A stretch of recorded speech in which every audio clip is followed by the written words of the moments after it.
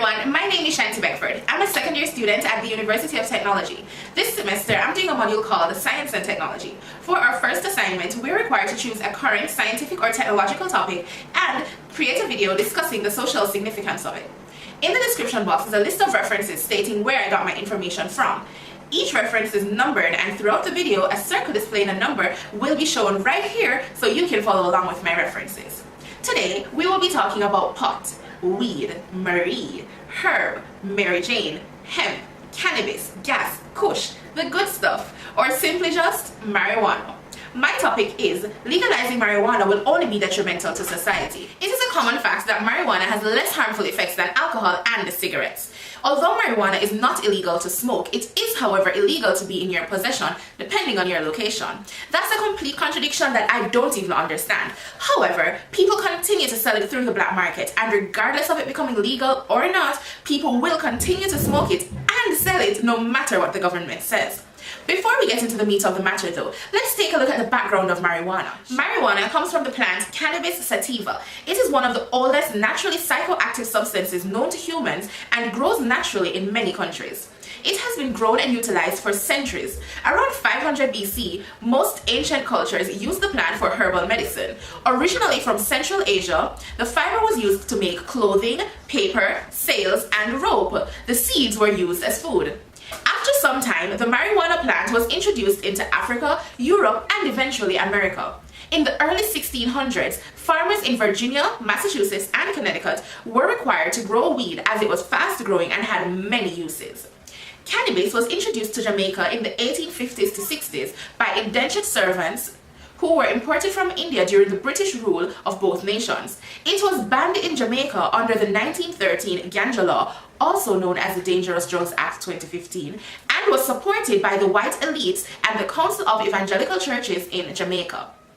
For years, people have wanted marijuana to be legalized or at least decriminalized. In 2015, the Jamaican government decided to decriminalize marijuana. But before I get into the details, what exactly is the difference between decriminalization and legalization? Decriminalization is the removal of criminal penalties imposed for personal marijuana use. The manufacturing and sale of the substance remains illegal. However, law enforcement officers are instructed to look the other way when it comes to possession of small amounts of marijuana meant for personal use. Legalization, on the other hand, is the abolishment of laws banning the possession and personal use of marijuana. More importantly, legalization allows the government to regulate and tax marijuana use and sales. On Monday, April 20, 2015, Jamaica's first legal marijuana tree was planted at the University of West Indies, Mona. This symbolic ceremony, following the decriminalization law, allows each household to grow 5 plants for personal use, and personal possession of up to 2 ounces is considered a petty crime that will only attract a fine of $500. So for all you potheads, let weed be free. The police can no longer lock you up for an unlit spliff or quantities of marijuana less than 2 ounces.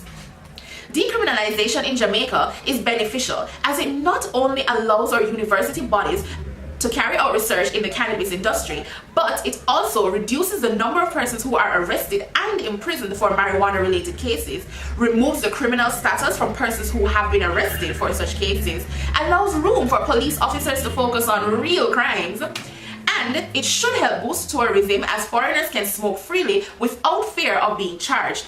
Additionally, a framework for the medical marijuana industry can be established as persons who suffer from terminal illnesses such as cancer can now apply for permits to use medical marijuana. Whereas decriminalization is beneficial, will legalizing marijuana actually be beneficial to Jamaica's economy? Let's take a look. Contrary to the popular belief that legalizing marijuana would lead to an increase in the rates of unemployment and homelessness or a greater number of youth using or becoming addicted to marijuana, legalizing it would in fact actually help the economy. Additionally, many benefits of legalization that were once just a theory have been proven true in other countries such as the USA, who have made marijuana legal in some states. Legalizing marijuana would create employment opportunities, increase tax revenue, and improve safety and control of marijuana. Job employment is a major benefit of legalizing marijuana. Setting up marijuana nurseries and dispensaries would create jobs for farmers, pickers, factory workers, and others. An RCG Economics and Marijuana Policy Group study on Nevada in the USA says that legalizing recreational marijuana in the state could support over 41,000 jobs till 2024 and generate over $1.7 billion in labor income. The possibility also exists that secondary industry job opportunities will arise in the areas of software development, finance services, construction, among others. We all know that the government makes most of its revenue through taxes.